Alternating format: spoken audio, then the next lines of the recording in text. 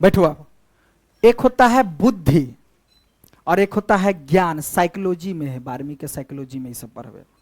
बुद्धि किसे कहते हैं, ज्ञान किसे कहते हैं?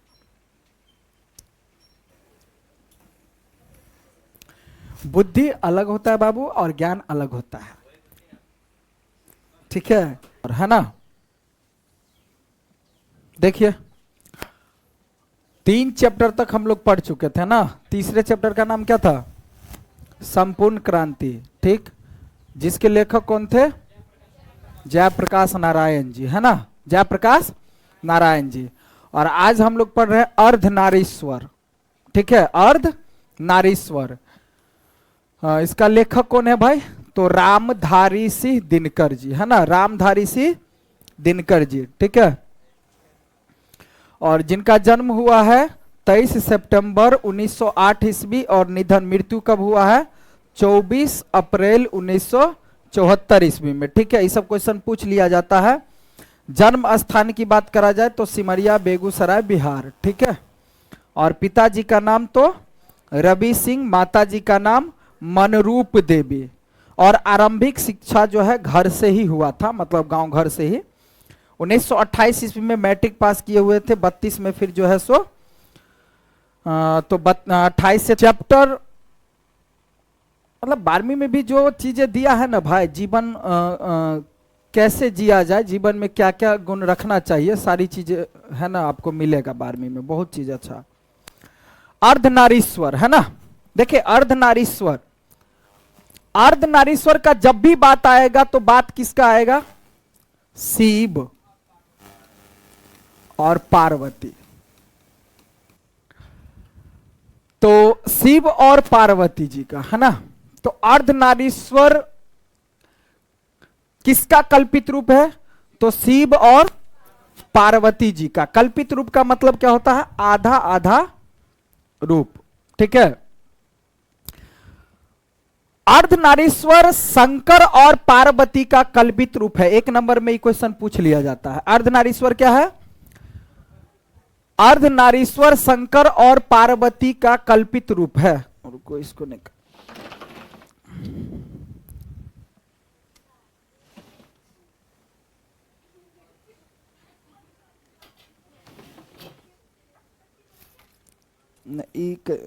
कनी दृश्य जे देखबे ना तो कुछ ज्यादा ही समझ में आता बात।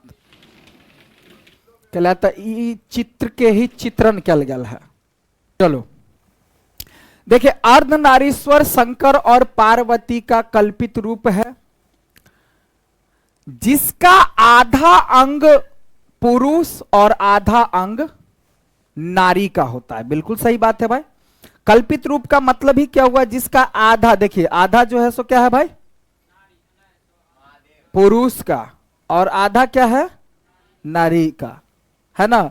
अब ये पहले तो शरीर के बारे में पूरा चित्रण किया गया है कि कैसे कैसे है, देखने को क्या मिलेगा।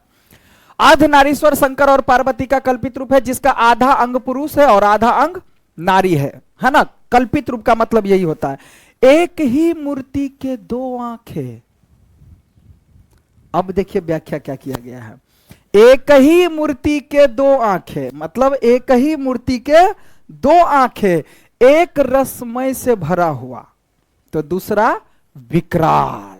मतलब क्या कि पार्वती जी को देखिए एक रस से भरा हुआ सकल आंख, और शंकर भगवान जी का देखिए तो एकदम विकराल रूप, रौद्र रूप ना।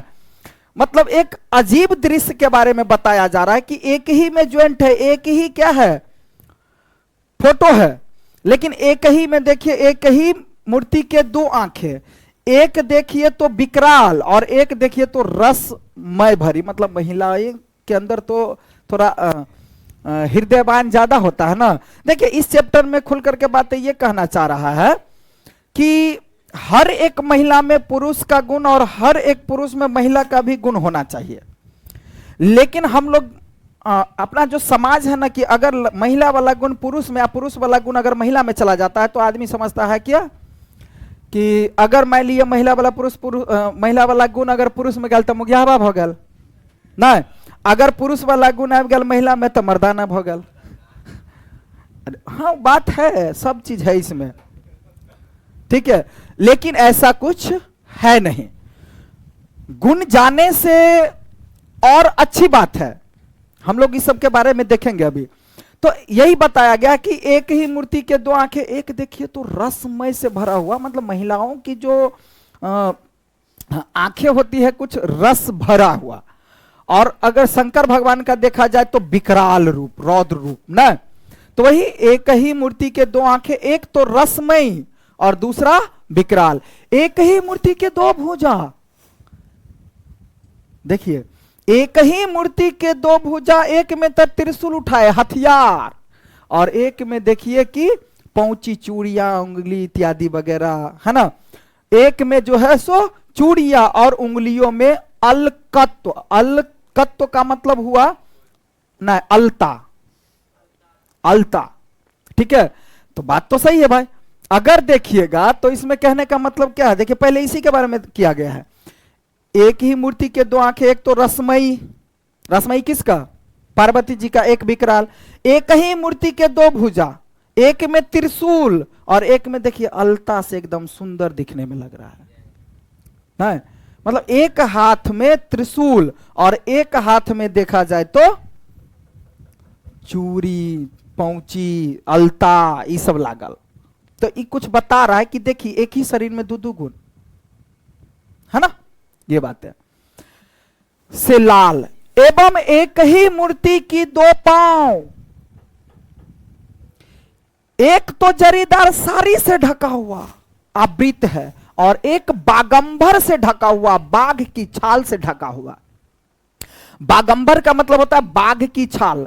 एक ही मूर्ति की दो पांव, तो एक तो साड़ी से आवृत, देखिए एक तो साड़ी से आवृत और दूसरा बागंबर यानी बाघ की छाल, है ना।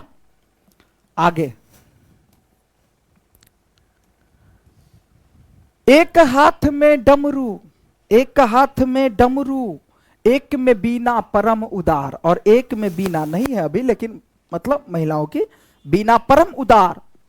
एक हाथ में डमरू और एक में बीना परम उदार, एक नयन में गरल, नयन मतलब आंखें, एक में संजीवन की धारा, मूसलाधार, महिला जल्दी काना लागत ना ना।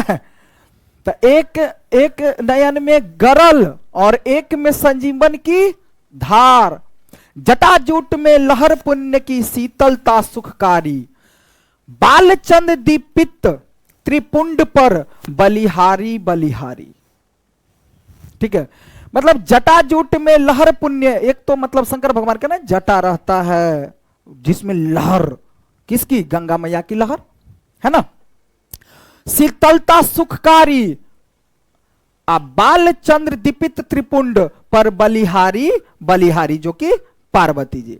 स्पष्ट क्या है, यह कल्पना शिव और शक्ति के बीच पूर्ण समन्वय दिखाने की को निकाली गई होगी, किंतु इसकी सारी व्याप्तियां वही तक नहीं रुकती है, और है अर्धनारीश्वर की कल्पना में कुछ इस बात का भी संकेत देता है कि नर नारी पूर्ण रूप से समान है। अर्धनारीश्वर यहां यह भी एक बताना चाह रहा है कि देखा जाए तो नर और नारी पूर्ण रूप से समान है। अब आप लोगों को आज के बाद, आज ये वाला चैप्टर पढ़ने से आप लोगों को लगेगा कि जैसे जो अभी बहुत मांगे हो रहा है कि नर और नारी दोनों बराबर है, कहा जा रहा है। जब उस समय की बात आएगा जिस समय में, पहले के समय में क्या होता था कि आदमी जब, पहले तो पता है आप लोगों को कि हाँ जानवर की तरह आदमी रहता ही था। फिर किसी तरह से घर में मतलब क्या हुआ कि सोचा कि पुरुष और महिला से जब हुआ तो कहने का मतलब कि पुरुष को दे दिया गया बाहर वाला चीज और महिला को दे दिया गया अंदर वाला चीज। क्या कि तू घर में रह आ खाना ताना पका, बाहर जेबे किसानी तिसानी करो बता हाथ टूट जेता। अरे नहीं समझा, मतलब आपका शरीर कोमल है। यहां इसमें यह भी बताया गया है कि जब बंटवारे का समय आया तो नारी से उसकी इच्छा नहीं पूछी गई, बल्कि पुरुष अपने मर्जी से, पूरा पेड़ बन गया कौन, पुरुष। और पेड़ में जो अभी अभी मौसम है शायद अच्छा, जो कली जैसा खिलता है, बस वो कली खिलाइल वाला रूप दे दिया किसको? ना स्त्री को। पूरा पेड़ बन गया खुद कौन? पुरुष। वो जो थोड़ा सा कली जो खिलता है उतना ही कहा किसको?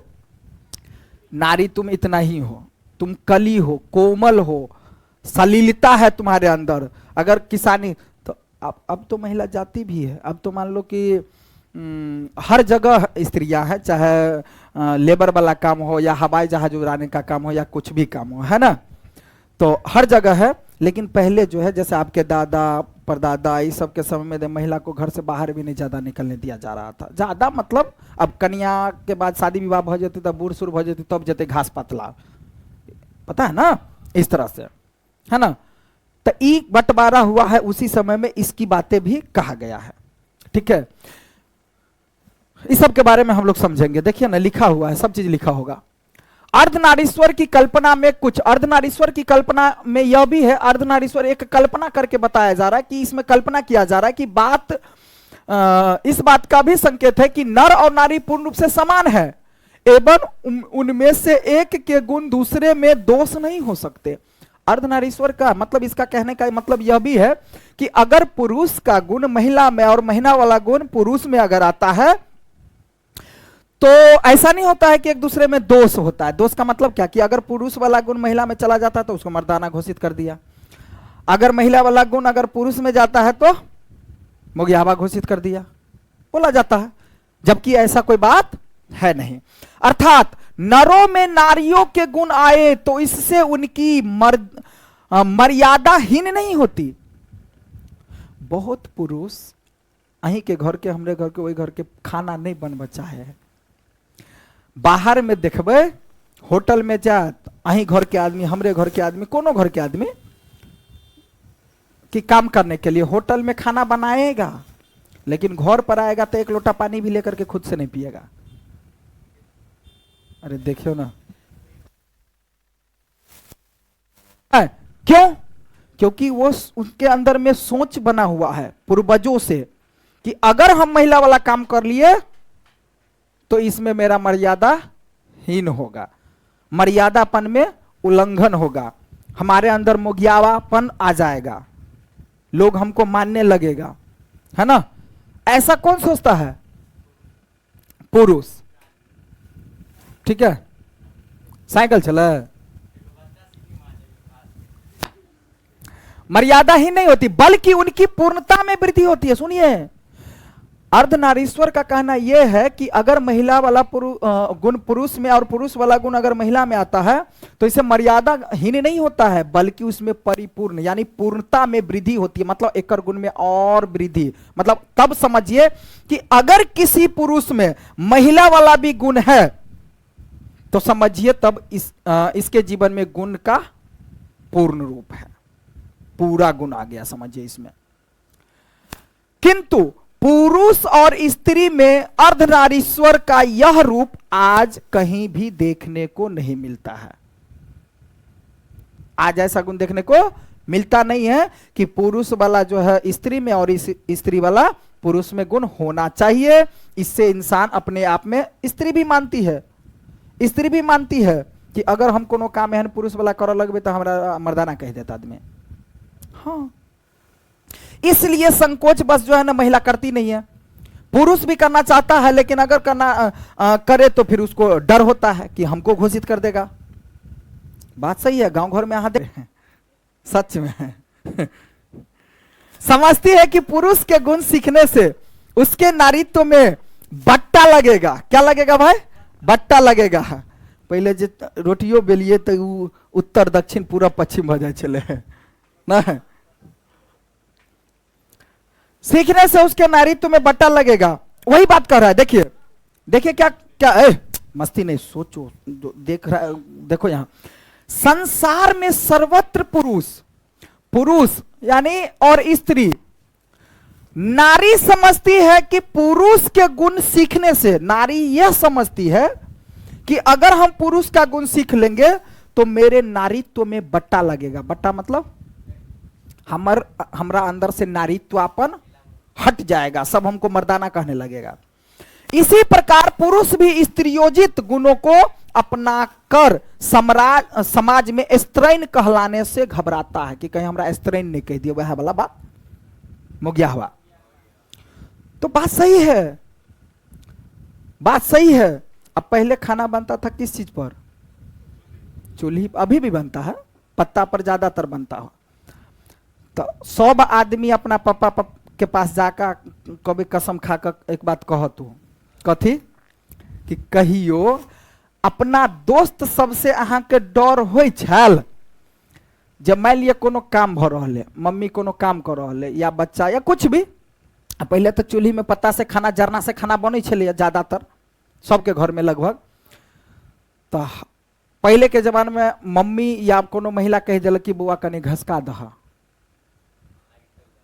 कने एना का ठेल दह, अभियो के कह दे कनी ठेल दह, तो एना का ठेलबो करते देखती थे कि कहीं हमारे दोस्त नहीं अब है। बात सही है, तुम पूछ लेना। अगर हमार दोस्त देख लेल के तो कहते रे छरा रे मुगिया। डरता था इंसान, यही कि हमरा कहीं स्त्रैण नहीं कह दिया। ईमानदारी से सब अपने पापा या बड़े बड़े भैया जो होंगे उन सब से पूछ लेना, दिल पर हाथ रख करके बोलना, बोलने को कहेगा ये बात सत्य हो, या आहू सबके साथ बीतल होती बात। ठीक है, होता है ऐसा, कोई बड़ी बात नहीं है। ठीक है, अब स्त्री और पुरुष के गुणों के बीच एक प्रकार का विभाजन हो गया। अब स्त्री और पुरुष के बीच क्या हो गया? विभाजन।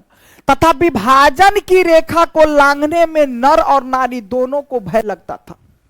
जब बंटवारा हो गया कि भाई ये काम पुरुष कर सकता है और ये काम महिला कर सकती है, अपना करो, उसके अलावा अब घर में के काम महिला नहीं करते, मतलब घर में के काम पुरुष नहीं करते, और बाहर का जो काम है, गांव घर में आप भी सुनते होइएगा सब, जो है महिला को बाहर काम करने में मना किया जाता है कि बाहर कहाँ काम करेगी, बोलो हमर कन्या या हमर मैलिए बेटी पुतो नहीं जात काम करो। होता है, अभी तक भी ऐसा होता है। ठीक है, किंतु ऐसा लगता है कि गुणों का बंटवारा करते समय, अब देखिए यहां बात क्या कहा गया, ऐसा लगता है कि गुणों का बंटवारा करते समय पुरुष ने नारी से उसकी राय नहीं पूछी, उसकी इच्छा नहीं पूछी। जब बंटवारा हुआ तो नारी से उसकी इच्छा नहीं पूछा गया कि भाई तू सब की करो लायक छे बता, बल्कि अपने मर्जी से पुरुष बोल दिया कि भाई तू घर में रह करके खाना वगैरह, बच्चे बाल बच्चे को संभालो, हम लोग बाहर से कमा खटा करके लाएंगे। इतना पूछिए, अपने मन से उसने जहां चाहा नारी को बैठा दिया, मतलब वही ना बात हुआ। स्वयं तो वह वृक्ष बन बैठा, देखो बोले भी थे, पूरा पेड़ बन गया कौन? पुरुष खुद, अपना पूरा पेड़ छियो हम, और नारी को उसने एक लता मान लिया, कली छोटा सा, मतलब पूरा पेड़ में के छोटा सा एगो कली, लता। स्वयं तो वह वृंत बन बैठ गया और नारी को उसने एक कली मान लिया। नारी को क्या मान लिया? कि तू बस कली है, फूल की कली है ना। अगर कोदार के लिए मतलब कोदाल चलाओगी तो हाथे पैर एना का मारते तो फेर लेते सीधा। तब से धूप पुरुष और चांदनी, धूप पुरुष और चांदनी तभी से माना गया है कि अगर लड़की की खूबसूरती और लड़का की कामयाबी अगर दोनों मिल जाए तो शादी तुरंत हो जाए ना, तुरंत फिट हो गया ना। बात सही है कि लड़की की अगर खूबसूरती मिल जाए और लड़का की कामयाबी मिल जाए, और लड़का लंगड़ा लूला क्यों नहीं है, सब चलेगा, काबिल होना चाहिए भाई। ठीक है, चांदनी नारी रही है, ग्रीष्म नर। देखो ना किसको क्या कहा गया है, समझो, धूप को किसको माना गया? पुरुष को, और चांदनी किसको? महिला को। और इसे तो नामे से चांदनी चांदनी है ना। नारी रही, ग्रीष्म मतलब गर्म, नर वर्षा मादा मतलब, मादा मतलब नारी, नर और मादा। तो वर्षा किसको मान लिया गया? नामे से सिद्ध हो रहा है, वर्षा कुमारी आ चांदनी कुमारी ना। हाँ, विचार पति, विचार कौन है? पति। भावना पत्नी, वो केवल भावना के मुंह में अपन बह कर। एक बात और, राजा और रानी ये बताया गया है, मतलब बहुत अच्छा बताया गया इसमें, है ना। राजा और रानी तो नाम सुने हैं। राजा मतलब जो गद्दी पर, राजगद्दी पर बैठल रहता है। रानी जो रहती है मात्र शोभा मात्र के लिए। जितने भी आदेश, मतलब कुछ भी अगर राजपाट करना है, राज्य में किसको क्या आदेश देना है, सब कौन देता है? राजा। रानी तो मात्र बैठल रहे है रानी बनकर, उसका आदेश कुछ होता है? कुछ नहीं, है ना। तो वही विचार किसको? पति को माना गया। और भावना किसको माना गया? भावना भी लड़की का नाम है।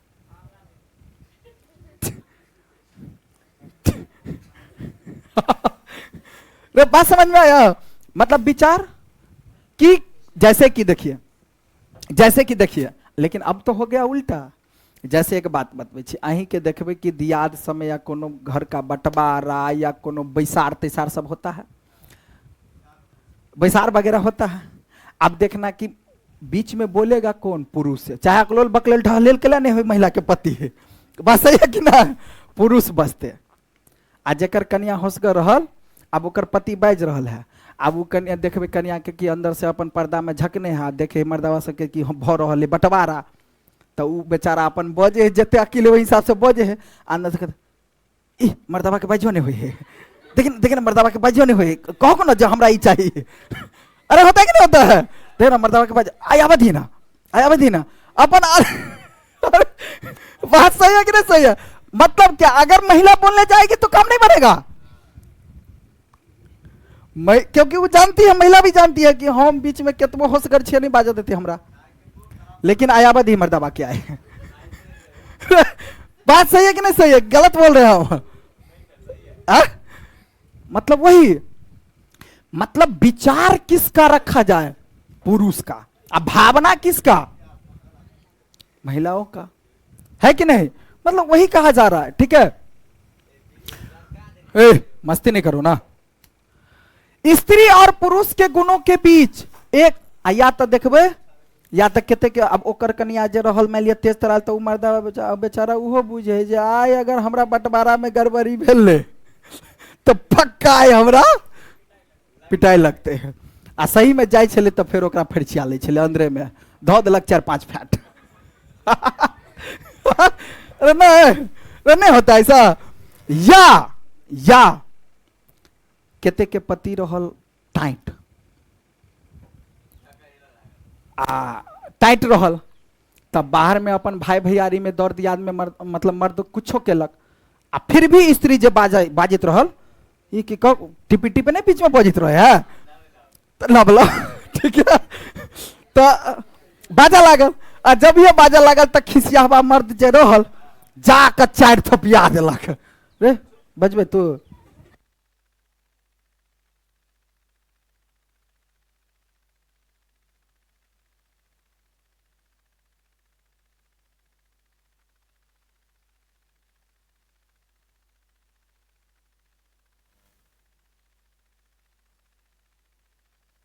पुरुष को देता है बमका करके, आ कभी कभी पुरुष जो ऐसा रहता है टाइट, जो अपना पत्नी के एकदम रहल, अगर दौड़ दिया आदमी बाजल कुछ हो धक देलक 4 चमेटा बस। तो वही बात है। तो स्त्री और पुरुष के गुणों के बीच एक प्रकार का विभाजन हो गया, तथा विभाजन की रेखा के लांघने में नारी और हो गया नहीं सब। हाँ, विचार पति और भावना पत्नी रही। जहां भी कर्म का कोई क्षेत्र है, कर्म तो अधिकार की कोई भूमि है और सत्ता का कोई सीधा उत्स है, उस पर कब्जा नारी का नहीं है ना। जैसे कि कहने का मतलब कुछ भी अधिकार, जैसे अभी हम एग्जांपल में दिखाई दिए, कुछ भी अधिकार महिला को दिया गया है कि जा करके बोले वो अपना हक या कुछ भी, लेकिन अब तो है, अब तो बम का देत। अहाँ सबके जमाना में ये सब नहीं है, अपना सबके जमाना में मुंह कान फुला देत। हाँ, एगो मेरठ वाला घटना तो ये बहुत बमकाए हुआ है। हाँ,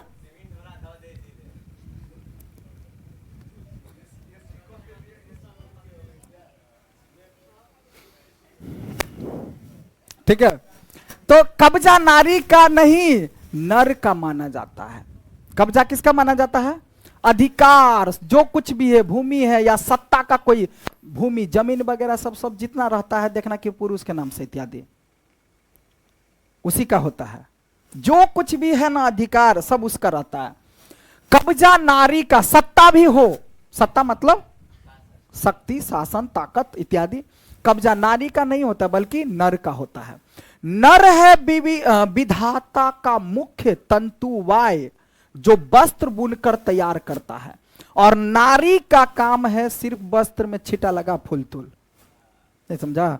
पुरुष का काम है हर पूरा तैयार करना। जैसे कि कुम्हारे का बात ले लो एग्जाम्पल, ठीक है। तो कुम्हार सबके देखबे कि चाक ताक चला कर मिट्टी तिट्टी कोयरी का फला, मतलब सब चीज को घैला तेला बना कर मटकुरी तटकुरी बना उना कर सब तैयार कर देलक, आ लास्ट में लेडीज सबके कहलक ले कनी फूल तूल बना। बात सही है कि नहीं सही है? अब वैसे करने के लिए महिला भी कूदा लोग है माइट पर, वो अलग बात है, वो अलग बात है। लेकिन प्रॉपरली जो काम है कि नहीं है? हाँ, तो ये बात है ना। विधाता का मुख्य तंतु में जो वस्त्र बुनकर तैयार करने का काम किसका है? पुरुष का। और नारी का काम है उस पर केवल छिटा टिटा मारो, अपना मारो फूल तोड़। नर है कुदाल चलाने वाला बलशाली किसान जो मिट्टी को कोरता है, अन्न उपजाता है। अनारी वही कोठी में के धान, वही कोठी में के सूखा आबा रख नहीं। हाँ, और नारी का काम है कि दोनों अछोरना पछोरना, मतलब वो है जो हम बोले तुमको, अरे अन्न उपजाने। और तोर मतलब किसान का काम है, मतलब पुरुष का काम है कि खेत को कोड़ तोड़ करके अन्न उपजा करके घर में लाना। अन्न उपजाने का तक का काम किसका है? पुरुष का। और नारी का काम दोनों को, मतलब दोनों को, यानी वो छोड़ना पछोड़ना, मतलब वही घर वही कोठी में के धान सुखाबा बाबा वाला। हाँ, नर है नदियों का बेगमय प्रवाह, एकदम जो उछलते जो रहे है, कूदते जो रहे है, से की है नर, बमके जो रहे है। और नारी उसमें से केवल लहर बन करके उठती है, कभी कभी गिरती है। धारा जो है पूरा कौन? नर। बस थोड़ा सा जो लहर जो है क्या है? पुरुष, स्त्री को माना गया। सिंहासन तो देखिए वो है राजा रानी वाला। सिंहासन तो वस्तुतः राजा के लिए होता है, रानी तो उसके मात्र बामांग यानी बाएं हाथ की शोभा मात्र है। यही हमारी रानी है ना। राजा रहता है मतलब पूरा आदेश देने वाला, रानी तो ये हमारे केवल शोभा मात्र के लिए बैसल है बगल में। बस उसको कभी देखा कि आदेश देते हुए? ओकरा से पूछबो करे कुछ? बैसल रह आराम से, सब खाली बुझे तू हमार रानी छे ना। आदेश वगैरह कौन देता है? राजा। तो ही बामांग मतलब बाएं हाथ की शोभा मात्र है। कौन? रानी, नारी। सत्य है राजा की ग्रीवा, सत्य तो है राजा की ग्रीवा। ग्रीवा मतलब गर्दन। विशाल वक्षोदेश, रानी उन पर मंदार हार बनकर के झूलने के लिए है मात्र। मतलब राजा के बुझो गर्दन के एगो शोभा है मात्र, मतलब एक प्रकार से समझिए एक शोभा है ना। राजा की जो रानी है केवल शोभा मात्र के लिए बैठी है। अब राजा मतलब रानी के बिना के ना शोभा करनी अच्छा नहीं लगते, तो इसलिए रानी को बैठा दिया गया, बाकी उसको कुछ पूछा नहीं जाता। झूलने के हार है। राजा काया और रानी छाया है। राजा क्या है? काया है। लेकिन देखिए इसमें भी उगला रहा है ये कि कहीं ना कहीं बराबर का बात है, लेकिन ये सब बात तो उस समय का है, अब कहां। अब तो अगर रानी बगल में बैसल रहे तो राजा के पहले को ए ओकरा ने एकरा दी दंड आने तो धो देवो तोरे तब ना। सत्य का साकार रूप तो राजा ही होता है, जो अभी कहना चाह रहा है उसके मुताबिक। लेकिन अभी जो चल रहा है ये नहीं रह गया है। सत्य का साकार रूप तो राजा ही होता है, रानी। लेकिन अभी भी चलता है, अभी भी बहुत पुराना जो है घर परिवार इत्यादि वगैरह जो बुढ़वा सब है तो एक बार बाजा दे थोड़ी ना। रानी है कल्पना की रंगीन जाली और सपनों की मीठी मुस्कान, जो जीवन में उतरी तो वाह वाह और ना उतरी तो भी वाह वाह ना। कहावत चल पड़ी है इसी पर, पुरुष एने छे दिवसेर ज्वाला तप्त रौद्र दाह, कामिनी एने छे यामिनी शांति समीरन वारीवाह। मतलब क्या हुआ कि दिवस की ज्वाला और तप्त धूप ये पुरुष की लाई हुई चीजें हैं। इसका अर्थ बताया जा रहा है। कामनी तो अपने साथ यामिनी शांति लाती है। कामनी जो है अपने, मतलब कहने का क्या कि पुरुष मतलब धूप, यानी ये पुरुष की लाई हुई चीज है धूप, लेकिन स्त्री जो है अपने अंदर केवल क्या लाती है? शांति। क्योंकि शांति तो महिला के अंदर होता है, पुरुष के अंदर नहीं रहता है, जबकि होना चाहिए। किंतु कवि की यह कल्पना झूठी है। ये जो कल्पना किया गया है ये झूठा है समय के अकॉर्डिंग। यदि आदि मानव और आदि मानवी आज मौजूद होते, मतलब आपके पूर्वज, उस समय की बात है, आदि मानव, आदि मतलब स्टार्टिंग पीरियड की बात है ये, जब आदि मानव के समय का अगर आदमी आज जिंदा होते तो क्या होता? सुनिए, ऐसी कल्पना से सबसे अधिक आश्चर्य उन्हें होता। किन्हें? आदि मानव के समय, मतलब अहां के दादा बाबा, अपन सबके दादा बाबा परदादा वाला आदि मानव वाला। और वे कदाचित कहते भी कि आपस में धूप और चांदनी का बंटवारा हमने नहीं किया था। धूप और चांदनी का बंटवारा, अब वही जाकर के बात आ रहा है कि सुनिए थोड़ी सी कहानी कि आदि मानव में क्या होता था। ये कब की बात है सो अभी बता रहे। ये बात हुआ जब जो किसानी का काम जो का जो विकास हुआ ना, खेती बाड़ी का जो विकास हुआ ना, तब बंटवारा कर दिया गया। जब किसानी का काम होने, पहले तो खेती बाड़ी नहीं ना होता, नहीं ना जानता था। शुरू शुरू का कैसा कहानी है बताए ही थे कि जानवरों के साथ रहना, आदमी तो उसी के साथ रहता था ना, जानवरों के साथ रहता था। जैसे वो भी तो वो भी अपना, महिला पुरुष कहीं भी जाती थी तो महिला पुरुष दोनों जाती थी, दोनों लड़ती थी। अगर बीच में कुछ भी शेर आ जाए, बाघ आ जाए, बंदर आ जाए, कुत्ता बिल्ली कोई आ जाए, तो महिला और पुरुष दोनों मिल करके लड़ाई करते थे। ये नहीं कि ए हीरोइन साइड हो जाओ, हमारे इंट्रे होने दो, हम फिर चिया लेते हैं। ऐसा नहीं था शुरू में, बल्कि दोनों पति और पत्नी दोनों, महिला पुरुष दोनों मिल करके किसी भी समस्या का सामना करते थे, हल करते थे। कब की बात है ये? आदि मानव की। लेकिन पुरुष और महिला की बंटवारा तो तब कर दिया गया जब खेती बाड़ी का विकास हुआ, कृषि का विकास हुआ। तब उस समय तो खेती बाड़ी माइंड में नहीं था। तो खेती बाड़ी का जब विकास हुआ तो खेती बाड़ी के समय में कहा गया कि हम रह बाहर, तू रह घर में। ठीक है, मतलब हम क्या कहना चाह रहे समझ में आ रहा है दुनिया? हाँ समझो। तो आश्चर्य उन्हें लगता, किन्हें लगता भाई? अब अगर आज जो वो रहते तो अभी जो चल रहा है कि महिला घरे में रहते, हम बाहर रहब, और वही आदि मानव वाला जब बाबा सब रहते अभी देखती तो कहते रे के बैठ दल के रो।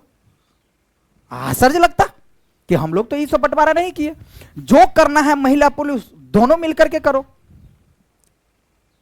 तो वे कदाचित कहते भी कि आपस में धूप और चांदनी का बंटवारा हमने नहीं किया था। हम तो साथ साथ जन्मे थे, धूप और चांदनी में, वर्षा और आतप में साथ ही घूमते थे। जहां भी जाते थे हम लोग साथ साथ जाते थे। वही बात हम जो बोल दिए, रास्ते में किसी भी प्रकार की समस्या आए, मुसीबत आए, या जंगल में पहले होता था कि बाघ शेर सबसे ज्यादा डर होता था, तो अगर महिला तुरंत आग से ज्यादा जलता है, कपड़ा फाड़ करके जैसे भी हो अपना आग हुक्का, महिला भी और पुरुष भी दोनों मिल करके। बल्कि आहार संचय को भी हम साथ ही निकलते थे खाना के लिए। अभी मतलब कहने का मतलब क्या है कि हम जाए छो कमा कर ले वो घर में रहतू, लेकिन नहीं, पहले के समय में पति और पत्नी दोनों आहार मतलब अनाज के लिए, खाने के लिए दोनों निकलते थे साथ में, और दोनों आहार का व्यवस्था करते थे और आते थे। अगर कोई जानवर हम पर टूट पड़ता, लो न दिया भी है जो हम बोले। अब मान लीजिए कि दोनों पति पत्नी जो है आहार संचय के लिए, जमा कर रखने के लिए, आहार के लिए जाते थे कहीं खाने के लिए, मतलब लाने के लिए अगर जाते थे, तो रास्ते में अगर कोई जानवर टूट पड़ता, कुत्ता बिल्ली शेर बाघ कुछ भी, एक साथ उसका सामना भी करते थे। ये कब किस समय की बात है? आदि। उस दिनों नर बलिष्ठ और नारी इतनी दुर्बल नहीं थी। उस समय में ये नहीं माना जाता था कि पुरुष ताकतवर है और नारी जो है दुर्बल है, ऐसा नहीं माना जाता था, बल्कि दोनों मिल करके लड़ाई करते थे। ना आहार के लिए ही एक दूसरे पर अवलंबित रहना पड़ता था। अवलंबित एक दूसरे पर नहीं, मतलब ये नहीं कि हमरा मर्दबा कमा कर दे तो खैर नहीं, दोनों आदमी कमा सोंगे सोंगे। अरे बात समझ में आ रहा ना? मतलब इस तरह की बात है ना, रहना पड़ता था।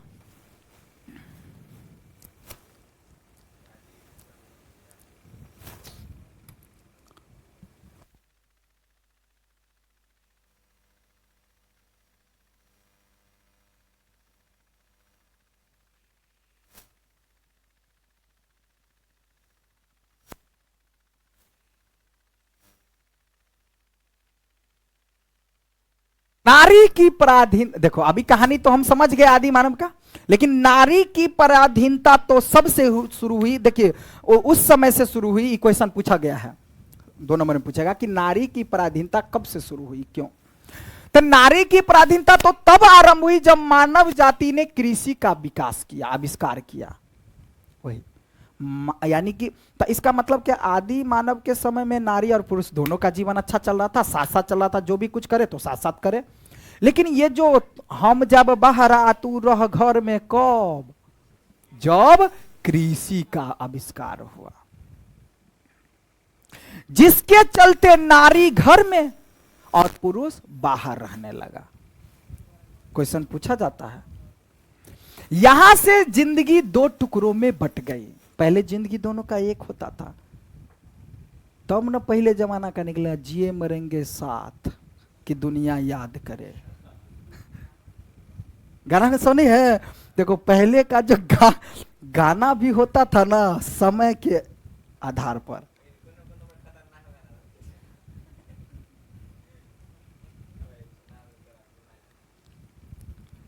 अब जिए मरेंगे साथ की दुनिया याद करे का मतलब क्या हुआ? ये सब वाला बात। आ कहीं तू रहबे घर में, हम रह बहरा, घर में लगलो आग तो तू भेले पार। आ कहीं मान लिया दोनों आदमी घर में रहते तो दोनों पार, आ दोनों आदमी बाहर गए तो दोनों पार, या दोनों बचली ना। तो यहां से जिंदगी 2 टुकड़ों में बट गई। घर का जीवन सीमित और बाहर का जीवन तो जता तता जो ना। अब घर का जीवन तो सीमित हो गया, सीमित हो गया कि महिलाओं के लिए घर में रहना बस, उसके बाद बाहर नहीं निकल सके। लेकिन पुरुष तो पूरा दुनिया घूम के आओ ना। तब ना महिला लोग गाना गाती रहती थी कि दिन भर जहां तहां रही है हमार पिया ना, आ रात को घर दिन में तुम जहां तहां रहो, है ना। तो देखो पुराना गाना सब भी जो दिया है ना समय के अकॉर्डिंग। अब दिन भर में पुरुष चाहे जहां जाए मर्जी, काम धंधा करो, कमाओ खटाओ, है ना, शाम में बेचारा वापस आता है ना, दिन भर अपना जहां तहां रहता है, कमाओ खटाओ, है ना। तो बड़ी जिंदगी के अधिकाधिक अधीन होती चली गई। और इसी समय से अगर देखा जाए तो बाहर का जीवन क्या हो गया, जहां मर्जी पुरुष को कोई रोकने टोकने वाला रहता है। अगर कोई आई कत तो चलिए तो बोल नहीं सकती है, हम कत तो चलिए से तुरंत मतलब बात होता है कि नहीं होता है गांव घर में, नहीं कौन कत चली तू से पहले बता ना, तोरा मतलब 4 बजे तोहर छुट्टी भ जा हो ड्यूटी के ना, अभी बाज की 8 बाज गेलो, 4 घंटा कत चली, अब बेचारा के हिसाब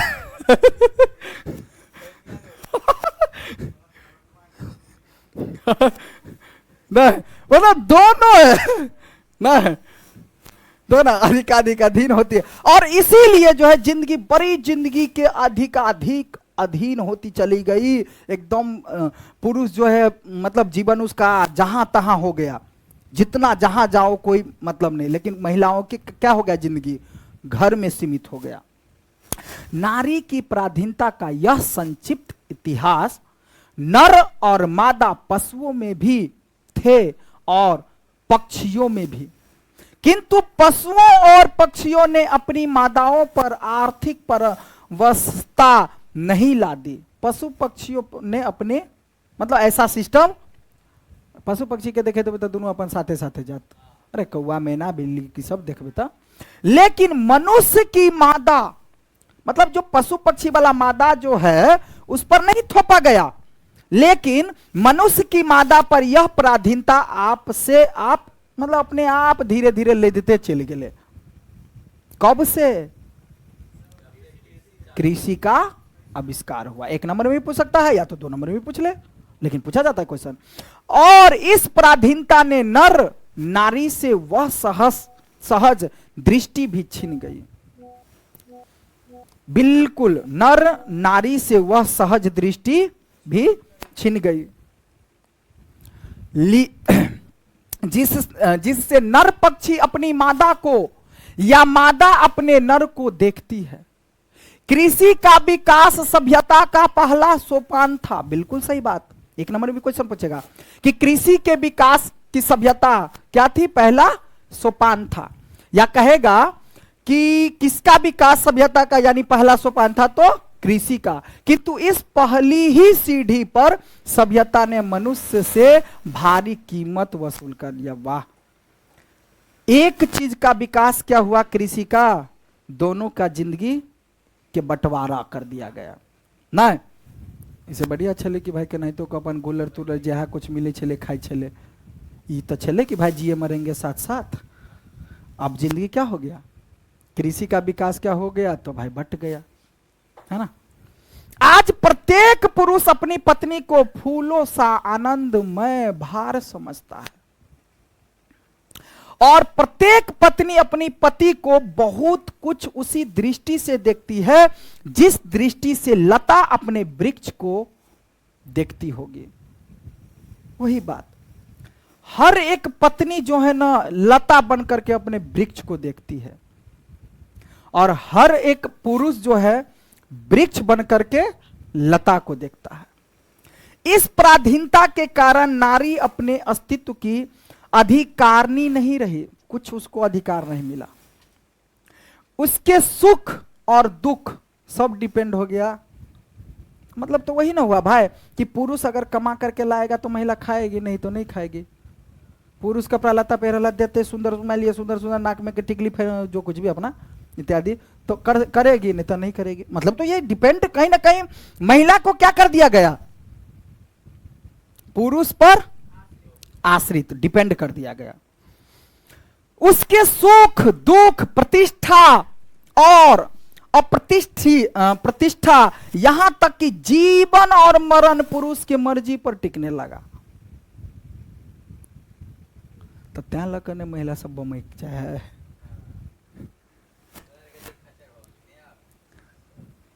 वो सब क्या मर्जी पर टिकने लगे। उसका सारा मूल्य इस बात पर जा ठहरा कि पुरुष को उसकी कोई आवश्यकता नहीं। अगर देखा जाए तो ना? अरे नहीं होती तो अपने बरका के खा लो ना।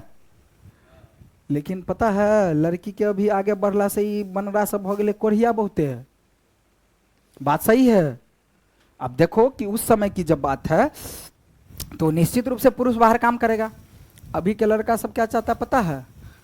कि हमरा एहन कन्या मिले जरा नौकरी तोकरी भ जाए।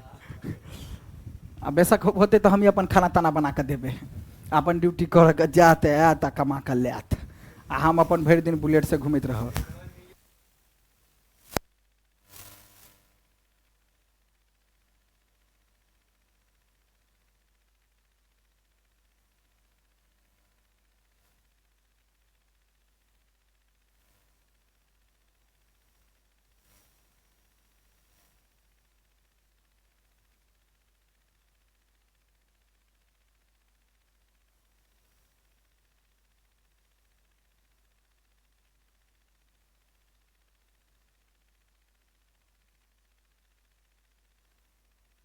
अगर नौकरी में है या अच्छा खासा नौकरी, क्या कोई किसी भी एंगल से अगर अच्छा खासा लड़का कमा रहा है तो लड़की तो मूर्खों चपाटते आ, चाहे मान लिया नॉर्मल हो, यानी नहीं कमाने वाली हमको चाहिए, बस घर परिवार संभाल ले काफी है। लेकिन महिला कहते हम अपने एते छी कमाई छी, तू केते कमाई छे बता, केते तनख्वाह हो बता। तो हम कमाई छी अपने 50,000, तू कमाई छे 20,000 10,000, आ कोरही बाजा का बैसल रहे छे। तो इसीलिए वो लड़की पहले कहती है पहले हम मिलेंगे। नहीं होता है शादी करने से पहले हम मिलेंगे। तो ये बात पर जा ठहरा कि पुरुष को उसकी कोई आवश्यकता ही नहीं भाई। इसी से नारी की पद मर्यादा प्रवृत्ति मार्ग के प्रचार से उठती और निवृत्ति मार्ग के प्रचार से गिरती रही। एक प्रकार से बैरागी, बैरागी क्या होता है? जो अपने घर परिवार मोह माया इत्यादि सबको त्याग करके एकदम क्या बन जाए? योगी। अभी एगो IITN बाबा तुम लोग देखा होगा,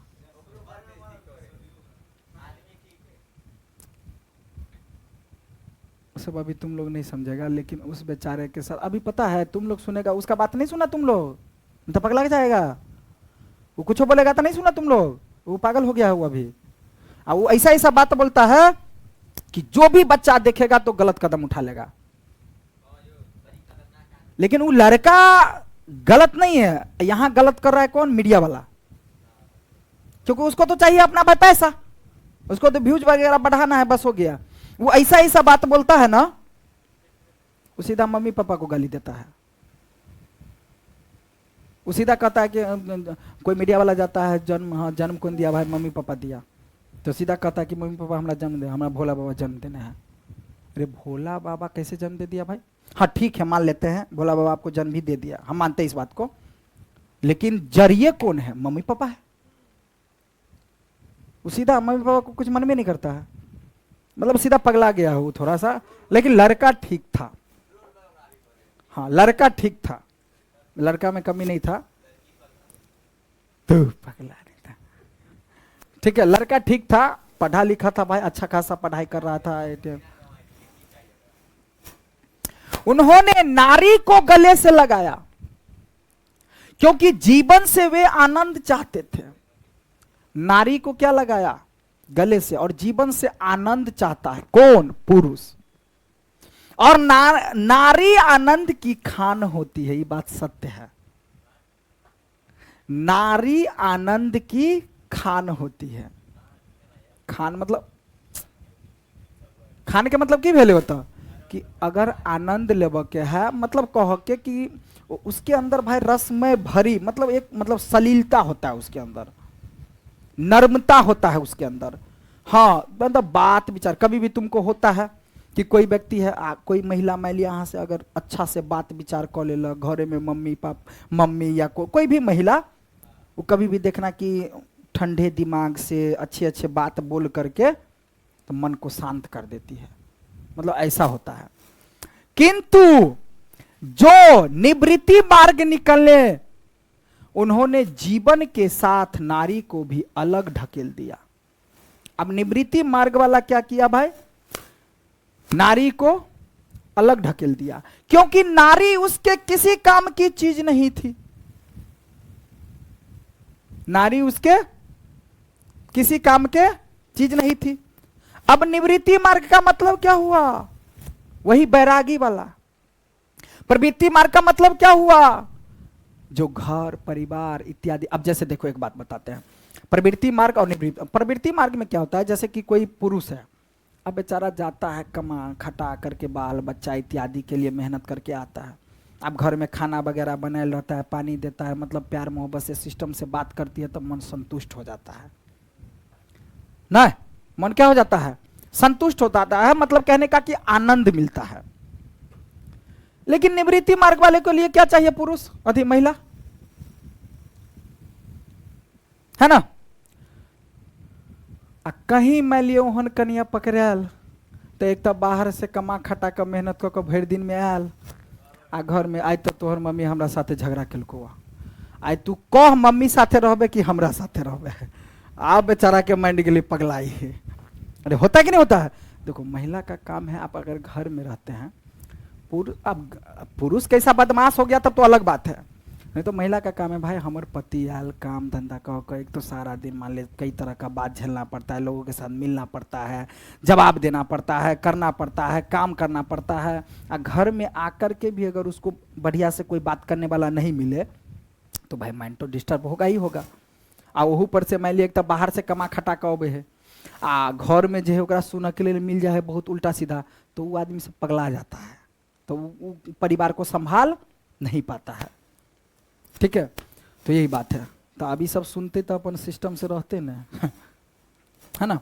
अब क्योंकि नारी उनके किसी काम की चीज नहीं थी। प्राचीन विश्व में जब व्यक्तिक मुक्ति की खोज, तो त्या लग कहे ना, अब मान लो कि बहुत सारा चीज सीखने को मिला, सुनने को मिला लड़कियों को या किसी भी लड़कियों को जो पढ़ाई करती है। एगो कहे हम पढ़ जाए छे, एगो को हम पढ़ जाए छे, एगो पढ़े है, एगो कथी करे है, एगो पढ़े है, एगो पढ़े है।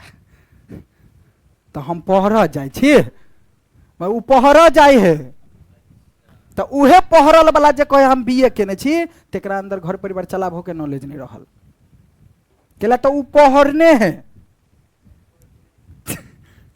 केला तो कथी केने है, पढ़ने है।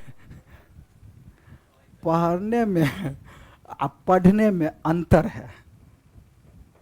तुम लोगों को कभी कोई पूछेगा तो इन्हें कभी जो पढ़ जाए छी, कभी पढ़ जाए छी, कभी पढ़ जाए छो, मम्मी पढ़ जाए छो गए। तो शब्द अंतर है ना भाई। अब जो पढ़ी लिखी लड़की रहेगी तो वो तो कहेगी ना भाई हम पढ़ने जाते हैं, पढ़ जाए छी। आ जरा ज्ञान रहे तो पढ़ जाए छी हम, तो वह बीए बुआ पढ़ल छ, यानी कर तो हम बीए तक पढ़ल छी, तब बीए तक हम पढ़ल छी, तो तभी शब्द से पकड़ लिया कि पढ़ल है। तब जब ये कोनो लड़की के घर घर देखी, जब ये कहते हम बीए तक पढ़ल छी, जब ये कहते पढ़ल छी, तो ये बुझो पढ़ले है। अब पढ़ल छी हाँ, मतलब क्लास कोचिंग केने है, शब्द के अर्थ समझने हैं, पढ़ल है, समझदार है, बात के बुझने हैं।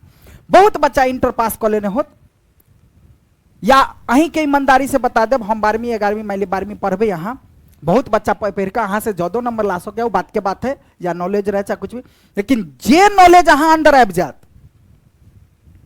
चाइटा से बात कर ले कि आपके अंदर क्या ज्ञान है और उसके अंदर क्या ज्ञान है भाई, उसने जीवन में 12वीं में क्या सीखा और आपके अंदर क्या है, सब पता चलेगा। तो यही बात होता है, जो चीजों को पढ़ता है भाई, जो अर्थ समझता है, समझ करके पढ़ता है, उसके अंदर ज्ञान होता है दुनिया सीखने सिखाने वाला, है ना।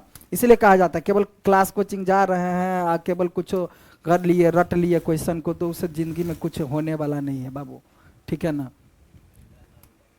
तब ना कहा जाता है कि आपके अंदर ज्ञान केवल नहीं देखा जाता है, संस्कार भी तो देखा जाता है ना भाई, है ना।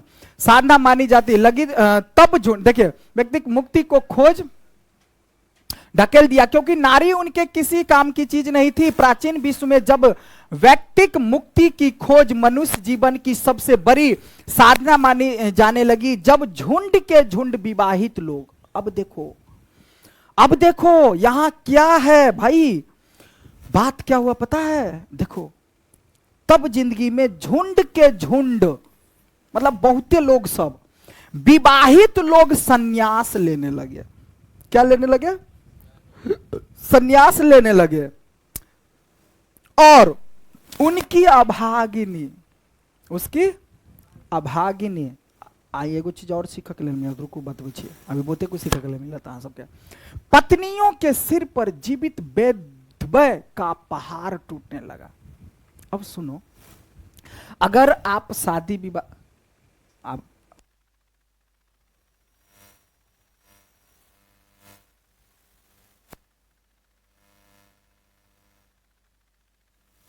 अपने जीवन में उतार लीजिए। आप शादी विवाह नहीं किए हैं, हम नहीं बता रहे हैं, देखिए ना यहां बता रहा है, आप शादी विवाह नहीं किए हैं तो आप चाहे बाबा बनिए चाहे ढाबा बनिए, नहीं समझे? शादी विवाह कर करके आप बाबा नहीं बनिए।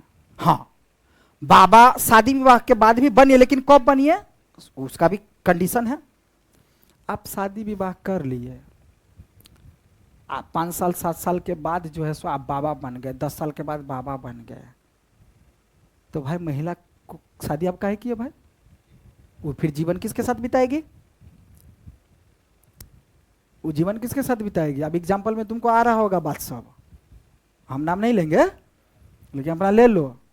अब मानता बहुत है उसको, लेकिन समझ जाओ तुम लोग, है ना? हाँ हाँ, प्रेमानंद बाबा ठीक है। और अभी अगर अनुरोधाचार्य भी है तो वो अभी पत्नी के साथ भी अपना है, कोई दिक्कत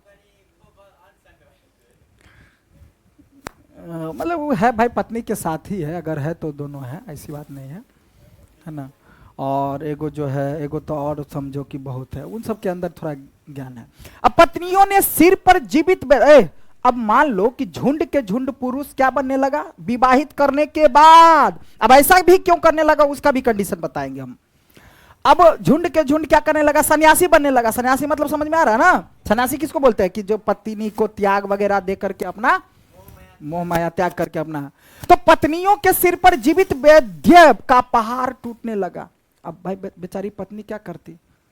अब मतलब कहो के कथी, यहां ये बात कैसे क्यों लिखा पता है ना? बिना विधवा के विधवा भ गई हम, नहीं भ गए, पति तो है लेकिन तब तो हम विधवे छी, नहीं भेला, क्योंकि पति तो भाई सन्यासी बन गया है ना? वैधव्य का पहाड़ टूट पड़ा, मतलब वही हुआ कि बिना विधवा का विधवा। जरा उन आंसुओं की कल्पना कीजिए जो उन अभागनियों की आंखों से बहते होंगे। कनी ओकरा बारे में सोचियो कि जेकर पति सन्यासी बन गए, जिसके पति परमार्थ लाभ के लिए उनका त्याग कर देते थे। अब ऐसा क्यों करते थे पता था? क्योंकि ऐसा इसलिए कहा जाता है कि जब तक आप सन्यासी नहीं बनिएगा आपको मोक्ष प्राप्त होने वाला नहीं है जीवन में। तो इसका क्या मतलब है भाई? कि आप खुद के मोक्ष प्राप्त करने के लिए आप किसी लड़की से शादी कर लीजिए और उसका जीवन बर्बाद कर दीजिए, तो आप सन्यासी बन जाइए, आप मोक्ष प्राप्त कीजिए, तो गलत है, वो भी गलत है भाई। शादी अलग चीज होता है, आदमी आजकल नहीं समझता है, लेकिन विवाह चाहे आप जिसके साथ भी कीजिए उसका मतलब ही अलग होता है, आदमी नहीं निभा पाता है ना? अब जिसके पति परामर्थ लाभ के लिए त्याग कर देता है ना उस पत्नी का, जरा उस बेबसी को ध्यान में लाइए जो इस अनुभूति से उठती होगी कि आखिर जो सन्यास लेता है वह निष्ठुर है, कायर है, कठोर नहीं बल्कि पुण्यात्मा या साहसी और शायद सबसे बड़ी वीर है। और हाय री नारी जो इन परिस्थितियों से हार कर स्वेच्छया अपने आप को सचमुच ही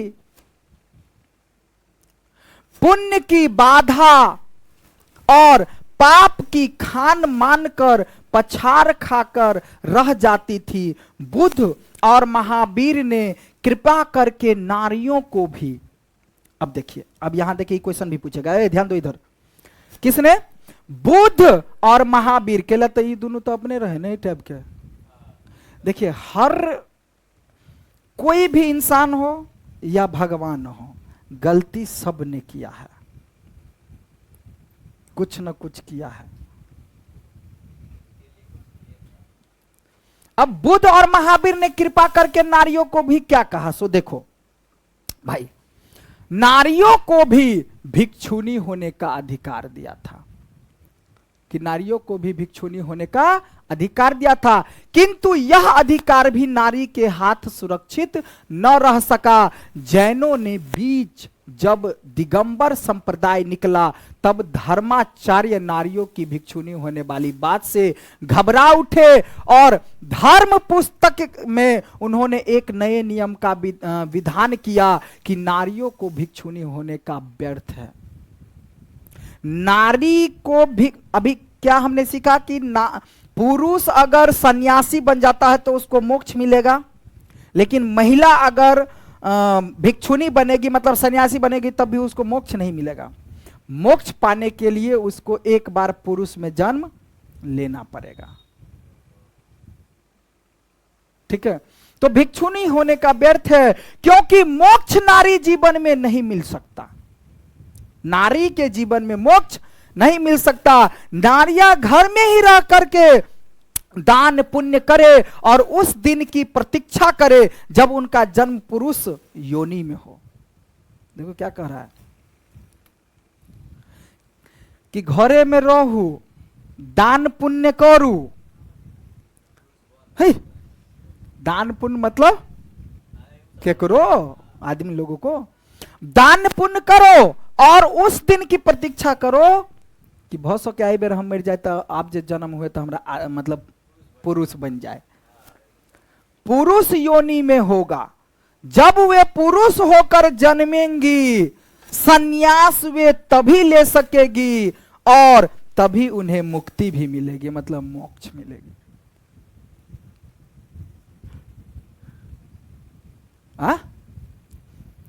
ये भी होता है कि पूर्वजों सब होता है, आजकल एक बात बोल देते हैं, सब कुछ संभव है। तुम कुछ शब्द बोलो, कुछ भी, कि सर ई भसो के है, तकर जवाब हम दै छियै। आदमी बिना खेलो पीले भी अब जिंदा रह सके है। 10 दिन, 5 दिन, 20 दिन, 21 दिन, 40 दिन होता है ऐसा।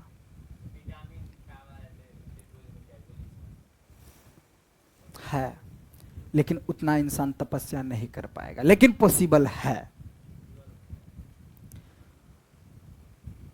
अभी समझो बहुत सारा, तुम लोग तो कभी अभी पढ़े भी नहीं करता, भागवत गीता, रामायण, महाकाव्य, बहुत सारा ऐसा किताब सब है, तुम पढ़ो।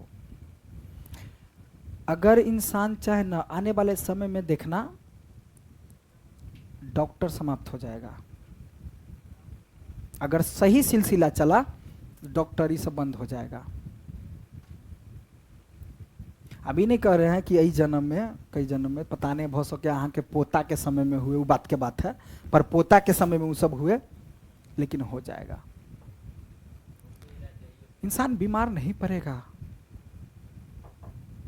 ऐसा ऐसा ऊर्जा काम करने लगा है, ऐसा ऐसा ऊर्जा है।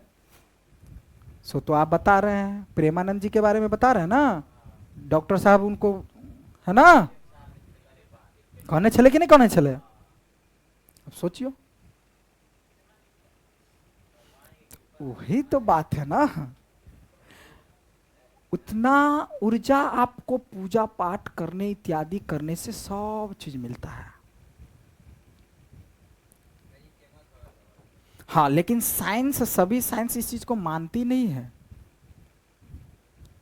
ये भी कहा जाता है, कोई किसी के पास आप जाइएगा तो ये भी कहेगा कि केवल पूजो केला से अहाँ के मैट्रिक पास आ 10वां पास नहीं करा देत, ये भी बात है, या खाने को नहीं मिल जाएगा। लेकिन है, उसमें भी कंडीशन है, ठीक है। बहुत सारा ऐसा चीज है कि बहुत चीजों को नहीं भी पढ़ा जाए। जो हम लोग ए प्लस बी का होल स्क्वायर इत्यादि वगैरह सब पढ़ते हैं, सब एक न एक दिन समाप्त हो जाएगा, कुछ नहीं उसे पढ़ना पड़ेगा। आप सीधा बात समझिए, आपके जीवन में ए प्लस बी का होल स्क्वायर कहां यूज होता है? ए प्लस बी का होल स्क्वायर कहां यूज होता है?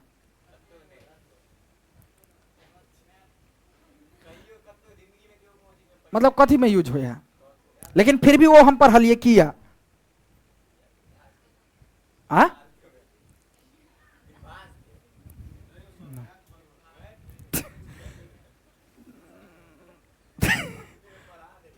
अगर आपसे पूछ लिया जाए कि ए प्लस बी का होल स्क्वायर आपके जीवन में बउआ पढ़ते हैं ना, आप बहुत पढ़ते हैं, ए प्लस बी का होल स्क्वायर आप कहां प्रयोग करते हैं जीवन में, बताइए तो। अब मान लीजिए ये सब जो पढ़ा रहे हैं तो काम आ रहा है, अगर देखा जाए तो सीखने को बहुत कुछ मिला। लेकिन ए प्लस बी के होल स्क्वायर वाला फॉर्मूला लगाता कत कि बुआ ठीक छी तो हाँ ए प्लस बी के होल स्क्वायर ना है। हाँ बुआ घर कता हो तो ए प्लस बी के होल स्क्वायर कहीं प्रयोग आ सकता है? कथी के बात ए प्लस बी के होल स्क्वायर फिर भी प्रयोग है। अब है तो मतलब क्या है? आप देखिए किसी चीज को जो पढ़ते हैं ना, हालांकि ये सब चीज समाप्त हो जाएगा, उस चीज के जगह पर दूसरा एग्जाम्पल लिया जाएगा, वो अलग बात है, लेकिन अभी तक है मतलब है। अब एक बात बताते हैं कि अगर आपको पूछा जाए, ए कनी नीरज खड़ा होत, बुरा वाला बात नहीं है कनी खड़ा होना, अगर अहाँ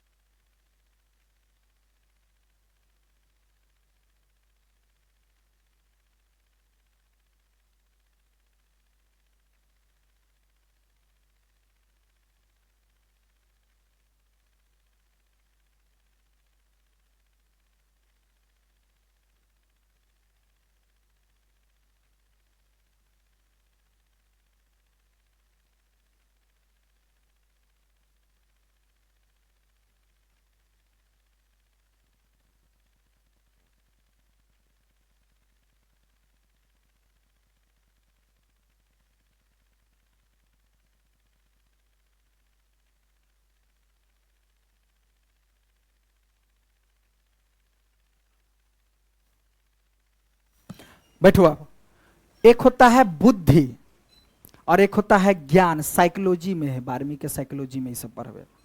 बुद्धि किसे कहते हैं, ज्ञान किसे कहते हैं? दोनों तो एक बात भेल। अहाँ सब अभी तक तो यह बुझे तो बुद्धि और ज्ञान सर एक बात है, बात सही है कि ना? कि बुझे छे अलग अलग? कहियो चंदा तो कहियो ना, तो हमू बुझबे ना। याद नहीं है मतलब कहियो याद के नहीं छे यहाँ से कौन सा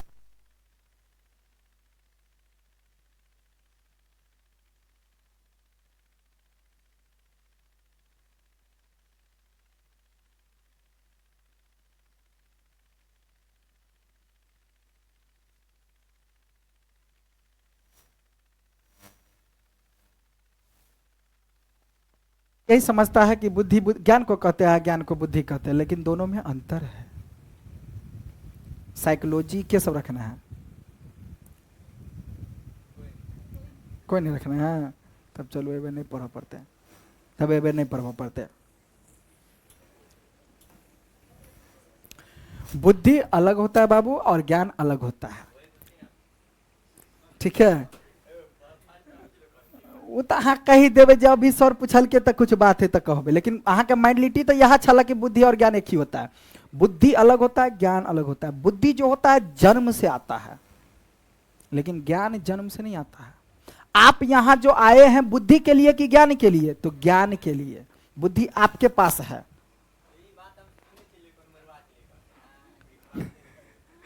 और तो बहुत सके हम कहा कुछ नहीं। और ज्ञान आपको जन्म के बाद मिलता है। ज्ञान कुछ भी ज्ञान हो जन्म से नहीं आता है। ज्ञान बुद्धि रहता है, जिसको आईक्यू लेवल कहते हैं, वो बुद्धि हुआ जो जन्म से आता है। कि आई बच्चा के बुद्धि तेज है तो ये जल्दी सीख लेते, आई बच्चा के बुद्धि कम है तो यानी कहीं कम सीखते। तब बुद्धि जो होता है वो जन्म से आता है। लेकिन ज्ञान, साइकोलॉजी बारे में क्वेश्चन पूछे है, बुद्धि और ज्ञान में अंतर बतावे, ठीक है। तो बुद्धि अलग चीज है और ज्ञान अलग चीज है।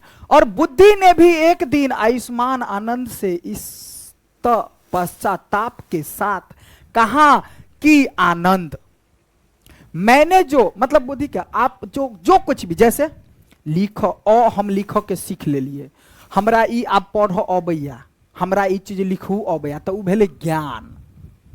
कुछ भी आप, साइकिल चलाना एक प्रकार का ज्ञान है, गाड़ी चला लेना ज्ञान है, खाना बना लेना ज्ञान है, रोटी बेल लेना वो सब ज्ञान है। लेकिन बुद्धि, तो ये बात है कि बुद्धि से ही ज्ञान प्राप्त किया जाता है। कोई जरूरी है कि ज्ञान है जकरा पास तब बुद्धियो होता है, जकरा पास बुद्धि होते तब ज्ञान होता है। हाँ, बुद्धि है तो ज्ञान है, लेकिन वो जब तक सीखेगा नहीं, ज्ञान प्राप्त करेगा, तब तक नहीं हो जाएगा। जैसे कि सुनने हैं बे कि कोई बच्चा है तेज छले पढ़ो में रहो, लेकिन थर्ड आब गए, इसका मतलब उसके पास बुद्धि तो था लेकिन ज्ञान नहीं था कि वो फर्स्ट डिवीजन लाए, उतना सवाल नहीं सीखा था। और जिसके पास बुद्धि कमे था लेकिन उसके अंदर ज्ञान भरपूर हो गया था कि वो फर्स्ट डिवीजन ला सके। इसका मतलब ज्ञान उसके अंदर ज्यादा है और इसके अंदर बुद्धि ज्यादा है, और इसके अंदर बुद्धि कम है तो इसके अंदर ज्ञान कम है। तो यही बात, मैंने जो धर्म चलाया था वह 5 सहस्त्र वर्ष तक चलने वाला था, किंतु अब वह केवल 500 वर्ष चलेगा, क्योंकि नारियों को मैंने भिक्षुणी होने का अधिकार दे दिया है। धर्म साधक महात्मा और साधु नारियों से भय खाते थे। विचित्र बात तो यह है कि इनमें से कई महात्माओं ने तो ब्याह भी किया, मतलब बहुत सारा ऐसा महात्मा है जो ब्याह तो किया। तो कबीर साहब का एक दोहा मिलता है इसी पर कि नारी तो हम हूं करी तब न करी विचार। सुनो, नारी तो हम हूं करी आ तब न करी विचार, आ जब जानी तब परिहरी नारी महाविकार। मतलब देखो क्या कहना चाह रहा है कि नारी तो हमू करे, नारी तो हमू कॉले हो, ब्याह तो हमू कॉले लिया, बोलू ब्याह तो हमू कॉले लिया, तो वही समय में हमको ने विचारे नहीं के ली कि ब्याह नहीं करू। जब जानी आ जब जान गेलिए कि ब्याह केला से की होए, तब नारी महाविकार, तब समझ में आल हमरा वो नारी तो महाविकार होया। अर्थ देखो, नारियों की यह अवहेलना हमारे अपने काल तक भी पहुंची है कि बनाड़ शाह ने नारी को, पूछेगा ये क्वेश्चन, नारी को अहेरिन कहा, ए मनमोहिनी, अरे मनमोही लेती है तकत ही। अब बनाड़ शाह एक नंबर ने पूछा थी सब क्वेश्चन कि नारी को अहेरिन और नर को अहेर माना। नारी को क्या माना? अहेर, मतलब कि ई एकरा में फंस जाए है, मतलब मनमोही लेती है, मतलब अहेरिन अहेर, मतलब अहेरिन अहेर, मतलब उसको अपने में मिला लेती है। तात्पर्य यह है कि अहेर को अहेरिन के पास से बचकर चलना चाहिए। मतलब अहेर को, ए अहेरबा हेहरा सब, अहेरिन से बच के रहो, के पास से बचकर चलना चाहिए। बहुत नीचे के स्तर पर कुछ ऐसी ही प्रतिक्रिया उन कवियों ने भी की भी है जो नारी को नागिन कहा, जादूगिरनी कहा। नारी को क्या कहा गया है? नागिन, जादूगिरनी समझते हैं। क्वेश्चन पूछेगा कि स्तर पर कुछ ऐसे ही प्रतिक्रिया उन कवियों ने की है कि नारी को नागिन जादूगिरनी समझते हैं। लेकिन यह सब झूठी बात है कि जिनकी इजाद पुरुष इसलिए करता है कि उनसे उसे अपनी दुर्बलता अथवा कल्पित श्रेष्ठता के दुलारने में सहायता मिलती है। असल में विकार नारी में भी है और नर में भी है। देखो दोनों में होता है। तो नागने है नर है वो इसलिए ना भाई लो ना और नर में भी तथा नाग और जादूगर के गुण भी नारी में कम और पुरुष में अधिक कभी कभी देखने को मिल जाता है। एवं आखिर तो मुख्यतः पुरुष का ही स्वभाव है। इन सब से भिन्न रविंद्रनाथ प्रसाद और प्रेमचंद्र जी क्वेश्चन पूछा, ध्यान दियो, ध्यान दो। देखो क्या कहा इन्होंने कि रविंद्रनाथ प्रसाद और प्रेमचंद, तीन गो का बात जरूर पूछता है क्वेश्चन। जैसे कवियों और रोमांटिक चिंतकों में नारी का जो रूप प्रकट हुआ वह भी उसका अर्ध नारीश्वर रूप नहीं। प्रेमचंद जी ने कहा है, प्रेमचंद ने क्या कहा सुनो, कि पुरुष जब नारी के गुण लेता है तब वह देवता बन जाता है। लेकिन जब देखो पुरुष जब नारी का गुण तब तो देवता बन जाता है, लेकिन नारी लेते देखो कथी बनती से पुरुष जब नारी का गुण लेता है तब तो देवता बन जाता है और राक्षस नहीं बन जाते। किंतु नारी जब नर का गुण लेता है, गुण सीखती है, तो वो राक्षसनी बन जाती है।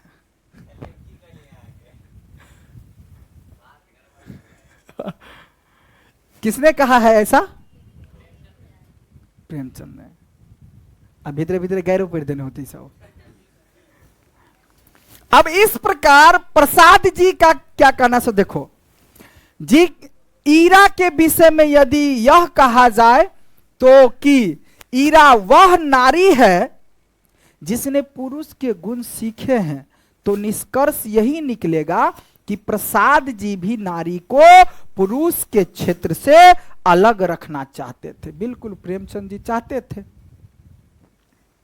अब रविंद्र का मत तो और भी स्पष्ट है। वे कहते हैं क्या, नारी यदि नारी है, सुधु सुधु धन नीर शोभा सुधु आली, आ सुश्रु भालो वासा सुधु सुमधुर छले, सतरूप भंगी माए पलके पलके, फुटाई जराए मंके बेंधे है से केंदे, सेबाए सोहागे छेपे चेपे, थाके सदा, तबे तार सार्थक जन्म ही होइबे, आ कर्म कीर्ति के वीर्य बल शिक्षा दीक्षा तार।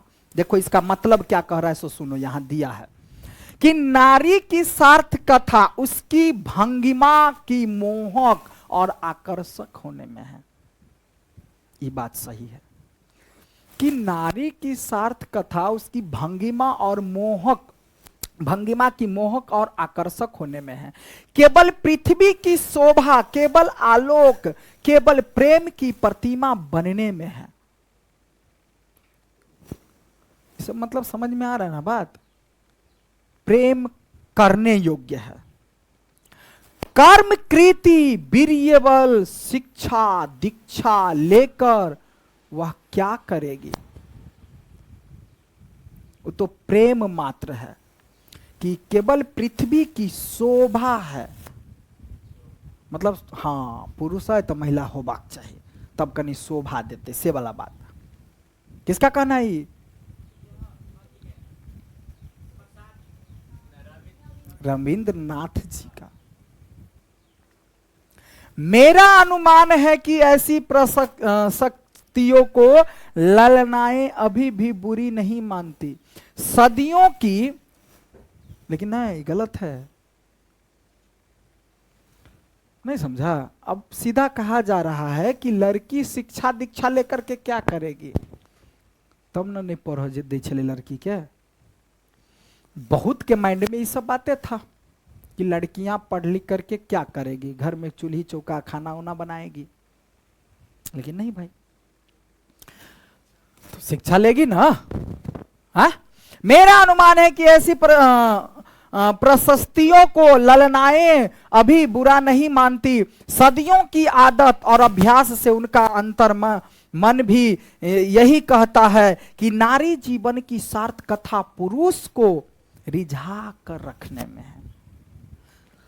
मतलब यहां कहा जा रहा है कि नारी जो पुरुष के रिझा कर राखो, मतलब मनमोही कर राखो, पोहला कर राखो। यह सुनना उन्हें बहुत अच्छा लगता है कि नारी स्वप्न है। नारी क्या है? एक सपना है। नारी तो सुगंध है। नारी पुरुष की बाह पर झूलती हुई जूही की माला है, यानी शोभा है। नारी नर के वक्ष स्थल पर मंदार का एक हार है, जो उसके कारण पुरुष की सुंदरता बढ़ती है।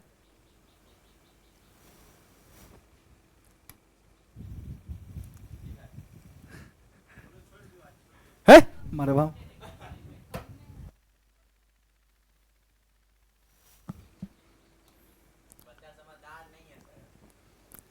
अहाँ सबके बोरिंग हुए से।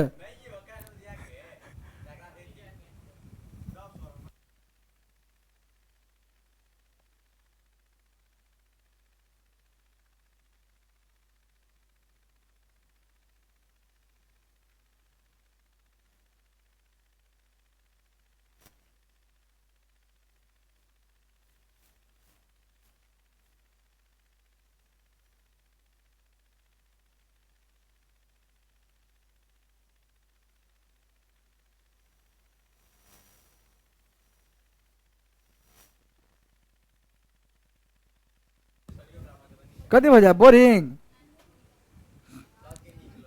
कि ज्यादा देर तक पढ़ा दै छी।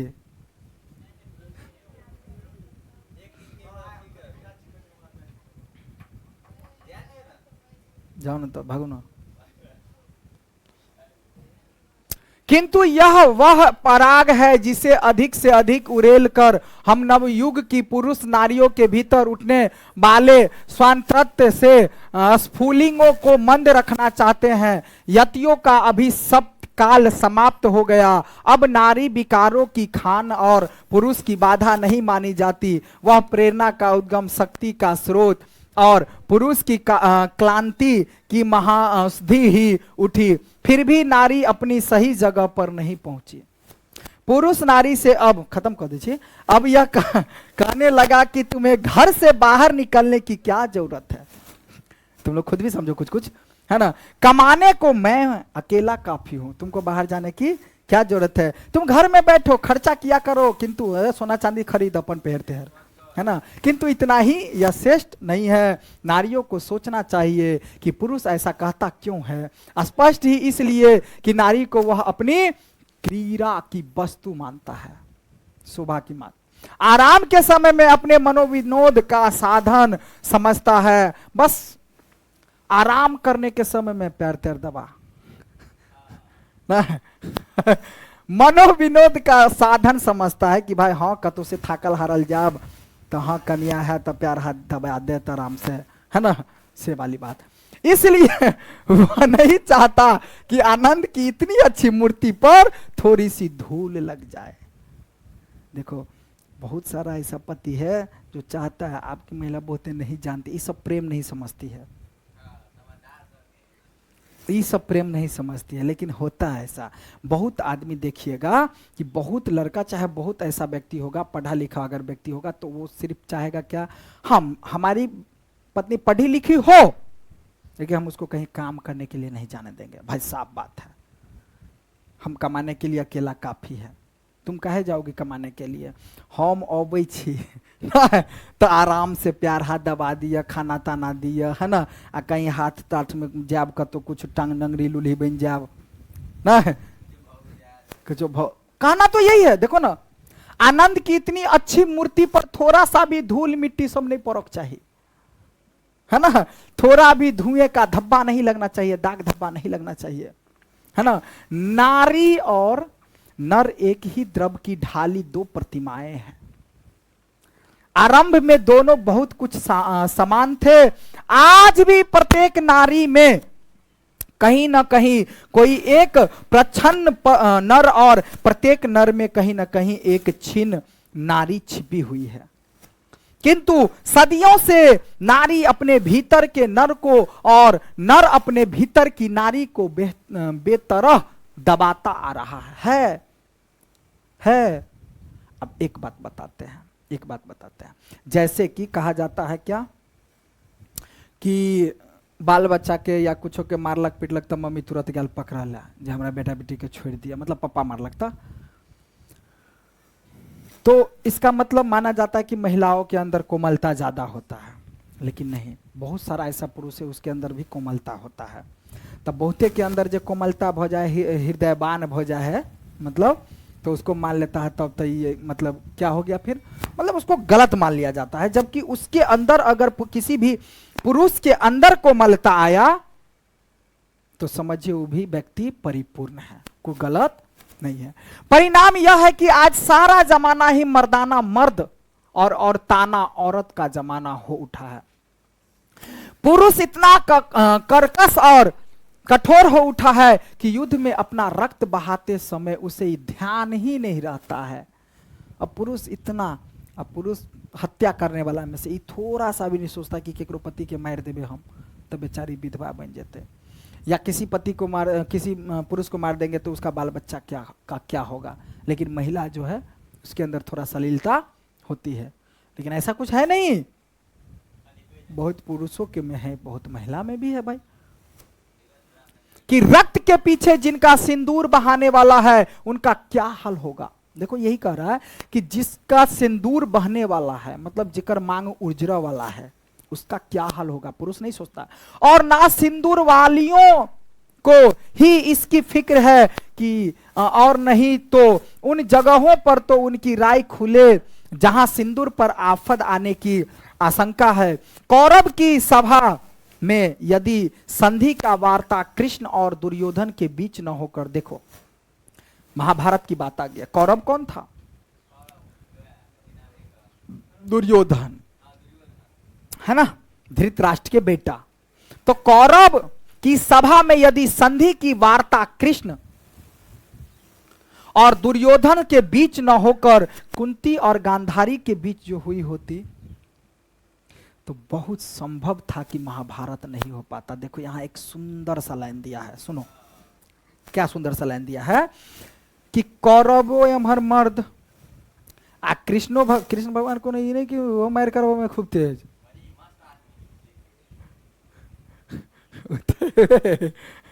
लेकिन सुनो ना, यही कहा जा रहा है इसके माध्यम से कि अगर संधि वाला बात कृष्ण और दुर्योधन के बीच नहीं हो करके, मतलब कौरव यानी कृष्ण और दुर्योधन के बीच नहीं हो करके गांधारी जो कि दुर्योधन की मां थी, और कहां गया भाई, कुंती जो कि अर्जुन की मां, पांडव की मां, अगर कुंती में आ गांधारी में जे बातचीत भ जेते संधि करो के, महिला के जब महिला रहते बातचीत को अपन सरियाव के, तो महाभारत आज नहीं होता। तब यहां क्या दिखाना चाह रहा है, दिखाना यही चाह रहा है कि महिलाओं का हृदय कोमलता होता है, क्योंकि वो जान जाती कि भाई चाहे उसका पति मरे या मेरा पति मरे, उसका बेटा मरे मेरा बेटा मरे, कहीं ना कहीं दुखमयी पल हो सकता है। लेकिन मर्द ये नहीं जाना। अब बात सही है, ई गांधारी महिला बहुत मस्त रोल खेलने हैं, पत्नी पूरा, कुंती तो खेली है, बीच होती तो बहुत संभव था कि महाभारत नहीं होता। किंतु कुंती और गांधारियां तब भी निश्रेष्ठ थी और आज भी निश्रेष्ठ है, बल्कि द्वापर से कलिकाल तक पहुंचते पहुंचते वे अपने भीतर की नरता और भी अधिक दलन और कर चुकी।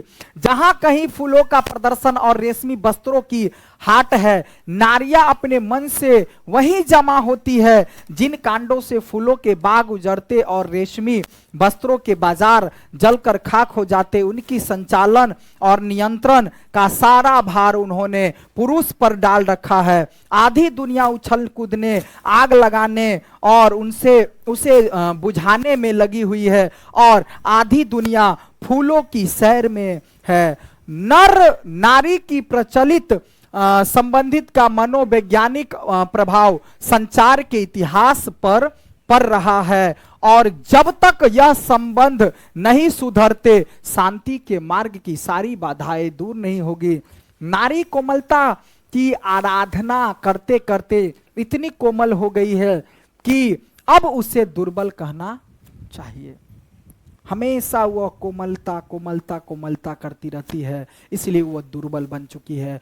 उसने परोस से अपने आप को इतना विहीन बना लिया है कि कर्म के बड़े क्षेत्रों में पांव धरते ही उसकी पतियां कुम्हलाने लगती हैं और पुरुष में कोमलता की जो प्यास है उसे नारी भली भांति शांत कर देती है। फिर पुरुष अपने भीतर कोमलता का विकास क्यों करे? नहीं समझा? अब एक चीज यहां और मिला। पुरुष तो जानबे करे कि हमार पत्नी है बे है कोमलता, महिला है ये है, तो हम काहे कोमलता अपने अंदर रखे? हम जे या बेटा के सीधा लगबे बमकाब आ पहले बमका देबे तब ओकरा संभाल कर रखा वाली है बे है। तो मतलब कहीं ना पुरुष के माइंड में है इस तरह की बातें कि भाई महिला के अंदर कोमलता है ही तो हम अपने अंदर क्यों लाए? अगर हम कहीं क्रोधित हुए भी तो महिलाएं कहीं ना कहीं कोमलता से बात करेगी। इस स्थिति से बाहर निकलने का रास्ता वह नहीं जिसे रोमांटिक कवियों चिंतकों ने बतलाया है, बल्कि वह है कि जिसकी ओर संकेत गांधी और मार्क्स करते हैं। गांधी जी और मार्क्स करते हैं कि निवृत्ति मार्गियों की तरह नारी से दूर भागने की बात तो निरी मूर्खता की बात है। बता रहे हैं ना, अब एक प्रकार से मूर्खता यानी निवृत्ति मार्गियों की तरह नारी से दूर भागने का बात तो अब ये नहीं होना चाहिए कि हम वही सन्यासी बन जाए। एक प्रकार से समझा जाए तो कभी कुछ निपट मूर्ख एक प्रकार से है ना की बात है। नहीं भाई, आप नारियों से क्यों भागिएगा, क्यों सन्यासी बनिएगा? और भोगवादियों के समान नारी को नीरे भोग की वस्तु मान बैठना और भी गलत है। और ऐसा भी मत मानो कि नारी एक भोग की वस्तु है ना? नारी केवल नर को रिझाने अथवा उसे प्रेरणा देने की को नहीं बनी है। जीवन यज्ञ में उसका भी अपना हिस्सा है और वह हिस्सा घर तक ही सीमित नहीं, बाहर भी है जो नारी अपना हक मांगे। जिसे भी पुरुष अपना कर्म क्षेत्र मानता है वह नारी का भी कर्म क्षेत्र है। भाई जो कर्म पुरुष का है वह कर्म नारी का भी है। मतलब जो पुरुष कर सकता है वह नारी भी कर सकती है। नर और नारी दोनों के जीवनोद्देश्य एक है। मतलब नर और नारी दोनों का जीवन का जो उद्देश्य है एक। यह अन्याय है कि पुरुष तो अपने उद्देश्य की सिद्धि के लिए मनमाना विस्तार का क्षेत्र अधिकृत कर ले और नारियों के लिए घर का छोटा कोना छोड़ दे कि भाई तू घर में पड़ल रह। यह चीज गलत है। जीवन की प्रत्येक बड़ी घटना आज केवल पुरुष प्रवृत्ति से नियंत्रित और संचालित होती है, इसलिए उसमें कर्क सत्ता अधिक, कोमलता कम दिखाई देता है। यदि इस नियंत्रण और संचालन में नारियों का ही हाथ हो तो मानवीय संबंधों में कोमलता की वृद्धि अवश्य होगी। यह नहीं, प्रत्युत प्रत्येक नर को एक हद तक नारी और प्रत्येक नारी को एक हद तक नर बनना भी जरूरी है।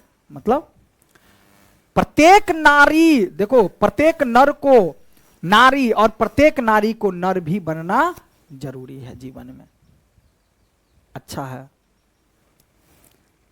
गांधी जी ने अपने जीवन के अंतिम दिनों में नारीत्व की भी साधना की थी।